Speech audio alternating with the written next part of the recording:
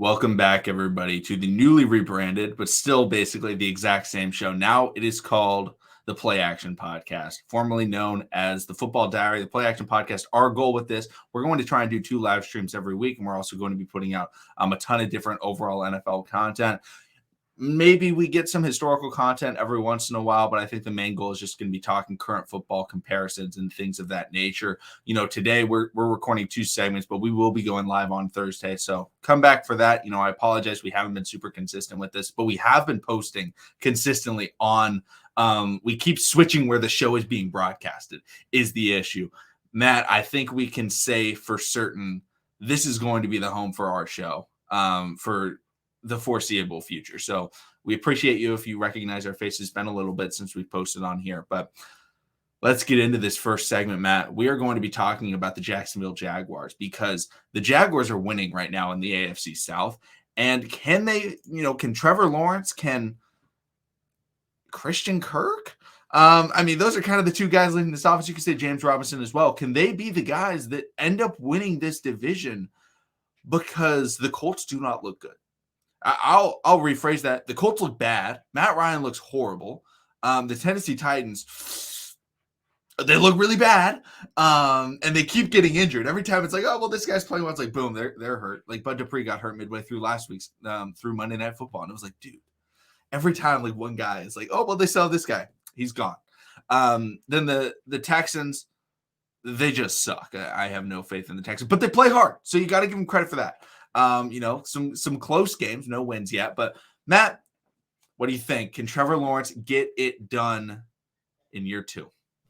So I think it's really interesting because heading into this year, you're expecting, at least I was expecting the Colts to be the heavy favorite in the AFC South because one, the Titans have really lost a lot in the past couple of years. Their defensive backfield is not good besides all-pro Kevin Byard, right? And I actually don't know if he has an all-pro, but he's an all-pro caliber player. So he's a guy that's super elite at safety. They have a couple linemen. Simmons, you brought up Dupree. Like, the Titans are pretty good, right? But their secondary, their corners are terrible.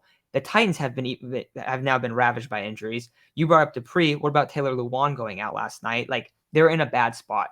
They lose A.J. Brown. That is so rough. So rough. And you're already seeing their offense. Matt, they didn't lose A.J. Brown. They intentionally got rid of him.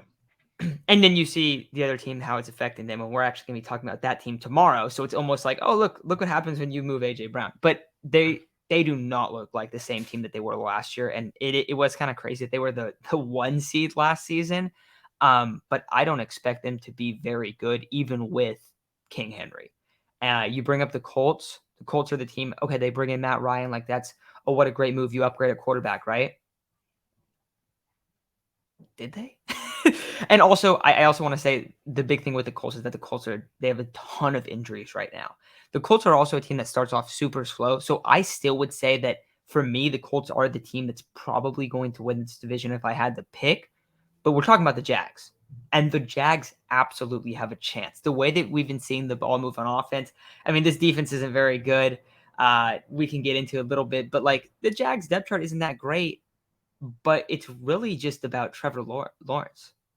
Like, that's what it's about, right? So I think that if we're looking at this team and we go, okay, the depth chart isn't that good. The offensive line is pretty meh. The wide receiving core isn't that good. But Trevor Lawrence is just playing like a baller. The running back room is good. They have Trayvon Walker. He's made a couple sick plays. Like, they have some guys, don't get me wrong, but it's not super good. And the only reason that they're really competing to win the division is because they're in the worst division in the NFL. But, dude, I think there's a chance. I think it would be one of the craziest turnarounds of the season if Trevor Lawrence was able to carry his team to the playoffs. Because if they make it to the playoffs, Trevor Lawrence will be carrying this team. And maybe his stats won't be that of an extremely elite quarterback or like a tier 1 quarterback. But he's not working with the same thing that a lot of these other high-end quarterbacks are, that Josh Allen has in his receiving core, that Patrick Mahomes has, even after losing Tyreek Hill, as Tua has, dude, because apparently Tua is going to have an insane season in terms of numbers. But Trevor Lawrence might be playing really, really good football, and you don't necessarily see it on the stat sheet, but you're going to see it because they are actually competitive now. They probably shouldn't be competitive. They're almost 2-0 right now. that is something that is really, really cool. So I'm pumped about the Jags, man. But do you kind of feel the same way that it's like, all right, it's Trevor Lawrence that's going to have to carry them? And also, who do you think is still the favorite in this division? Yeah, if I'm looking at overall favorite, I'm probably going to say the Colts, but I don't think they're going to do it. Matt, before the season started, over on AFS, we were talking, and I said Trevor Lawrence is the best quarterback in this division, and you were like very hesitant. You're like, oh, I don't know, man, Matt Ryan, and it was like, and we've watched a few games. I gotta interrupt Matt, you. I gotta interrupt you because that's also saying right now, like yes. today, present day, not like, oh, yeah, Trevor Lawrence isn't going to become what Matt Ryan did. That's a totally different conversation. But I wanted to emphasize that. Yeah, and we've seen, like, Trevor Lawrence, is he perfect right now? No. But we see him with, now I'm saying he's at bad, like, receiving core. He was at maybe the worst in football history, like last season and over, throughout his career so far. So it is a major step up just having Christian Kirk, who, again, I don't think is very good, but it's like, hey, here's a competent wide receiver that can run routes for you. And Trevor Lawrence is like, look at that, man. Like, I'm pretty sure Trevor Lawrence had better wide receivers when he was playing at Clemson. Like, I'm not going to lie. Like, he had some good guys. He at least had a better core, because you see these wide receivers and they're not running great routes, but Trevor Lawrence is making it work, right? He's able to run the ball. They're able to run the ball enough. And I think James Robinson is so underrated. Like, every time it's like, oh no, like James Robinson just isn't that good. It's like, dude, James Robinson has never had a competent offensive line, and he's put up numbers. And then they drafted Travis Etienne, and I still like Travis Etienne. He's had some growing pains, very clearly. But I think, it's very clear that he's the best runner on that team, and he's able to actually get some sort of even though it shouldn't, like, you look at it on paper and you're like, this team should not be able to run the football, like, at all. And it's like, oh, look at that. James Robinson, broken run for a long touchdown. And you're like, what? That aspect helps them so much, because it's not saying, hey, Trevor Lawrence, drop back to pass, get sacked, because they don't have an amazing offensive line. It's not the worst in the NFL, but it's not amazing. But they're able to say, hey, Trevor Lawrence, why don't you go out there and get them done? And they are motivated. And Trevor Lawrence, is he the best motivational speaker I've ever heard? Absolutely not. I would listen to a potato before I listen to Trevor Lawrence. If you have not seen that clip, it's pretty funny. I'm not going to question his leadership abilities, but I just thought that one speech was pretty funny. It seems like they're rallying. A lot of times you have these young quarterbacks, you have these young teams. They have the effort, right? Now, I want to compare that to the team that's favored in the AFC South. We would say it's favored. The Colts. What does Matt Ryan do for leadership? Matt Ryan is like the worst leader in football. And his whole mentality is, I'm not here for people. I'm here to win. But then he sucks. And then he can't win. So it's like, okay, I think the best leader in the division is Mike Vrabel, but he doesn't have the players. Now, can Derrick Henry go out there and win some games? Yeah, probably. Probably against the Jaguars. Derrick Henry against the Jaguars is good for 203 touchdowns. Waiting on that for fantasy. But overall, I think they have the best quarterback in the division. And I think they have more drive. Nothing against Jonathan Taylor and that Colts offensive line, but I feel like the defense, they've lost some pieces. It's like, okay, we're going to see how they do. And then the Jacksonville Jaguars are like all these young people that are getting shot out of a cannon. Their number one edge rusher, or their number two edge rusher, just won the national championship. They've got championship winners on that Jacksonville Jaguars team. They draft first overall Walker, won the championship. They have Trevor Lawrence. They have ETN. I'm sure they have other players, but I'm talking about the main guys they've recently brought in. Like, they do not understand losing. Like, that is not something that they have gone through in their athletic careers. They're going to push for it.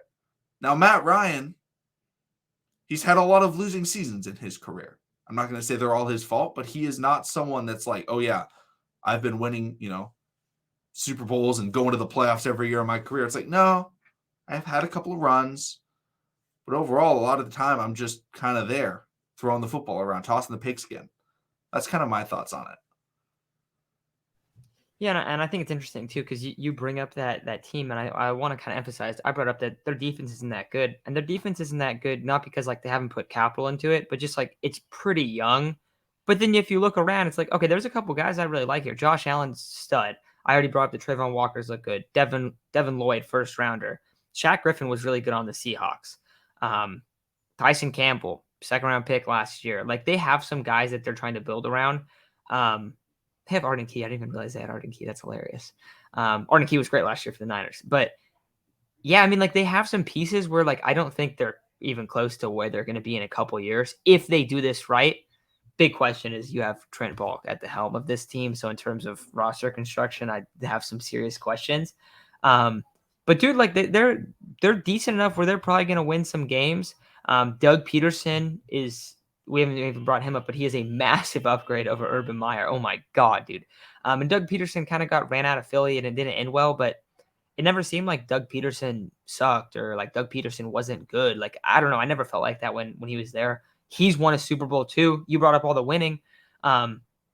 So you look at this team and they have experienced a lot of winning, even though they're very young and even though maybe it's not in the NFL, but they have like outside of their coach. So yeah, I definitely think that they're going to be hanging around. I still think the Colts are so depleted by injury. Like they're going to be a completely different team in a month in theory, because you always see that, oh, these guys are coming back. And then a lot of times if a guy's coming back from injury, they don't look the same or it takes them a while to get back to speed. So we will see how you kind of have to wait on the Colts almost of like, where's this team actually going to be? But I think the Jags are definitely going to be in the mix and it's really exciting.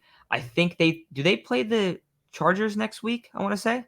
I think they play the Chargers. Yes, they do. Yeah, that's going to be a really exciting game. I think there's a couple games. The slate next weekend is terrible, actually. But that's one of the games I'm most excited to watch. And that's probably going to be one of the games I have on if I'm watching a couple games. That's definitely one that's going to be highlighted throughout the afternoon. So I'm pumped to watch them. I'm pumped to see what this team looks like in the middle of the season. And if you have a couple guys on defense and offense emerge where it's like, oh, this guy was a whatever rounder. This guy was a second rounder a couple of years ago. And then all of a sudden they're looking pretty good with a lot of this new look team. You could see them getting some steam. And who was it? Someone said that they're going to be the Bengals that have a Super Bowl run. I don't think that's Chris the case. Collinsworth. Yep. But I don't think that it's like that. But I think it's such a big step in the right direction. And if you're the Jags, that's something that you really, really want. We talked about not really that many offensive playmakers. Cool thing is this next draft is going to be loaded with it. So you might be able to snag a receiver in the second round. That's a great wide receiver. And all of a sudden your receiving core looks a lot better. You have these guys around T-Law. T-Law's developed this year. He looks so much better and so much more comfortable, which should be expected with him going into his second year. But the idea that people were like writing him off after a rookie year was one of the stupidest NFL takes I've ever heard. You go from generational talent to, oh, you're not good in a span of playing with one of the worst rosters in the NFL as a rookie quarterback. That's an insanity take right there. That makes no sense. So I'm happy to see T-Law kind of proving people wrong, even though it was kind of bound to happen. You see that slight upgrades in a below average receiving core to see what he can do with. It's pretty crazy. So it's looking good though. And I think anyone that's a Jags fan is probably really pumped right now, probably more pumped than they were when the Jags had that ridiculous defense a few years ago led by Jalen Ramsey. Just because you have it in the quarterback this time. And that's a lot more exciting than having a great defense in Blake Bortles. I thought you were going to say more excited than us. The Ravens and Niners fans, that are on much better teams. But absolutely, and I think when we say, oh, who's going to win this division, Jacksonville can win it. There's a decent chance that the winner of this division doesn't have a winning record. Like it could be an 8-9 team. Like in that, I would not be surprised if there's 3 teams and they have 7 and 8 wins, and the other team has 6 wins because they all just play against each other and they're able to get wins against each other and then like win a couple of outside division games. So let us know in the comment section down below what you guys think. Who's going to win, the AFC South? And in my opinion, it's the worst division in football because we'll talk about it tomorrow. The Eagles are saving the North in the NFC or the East in the NFC. Thank you, everybody, and we'll see all of you again tomorrow.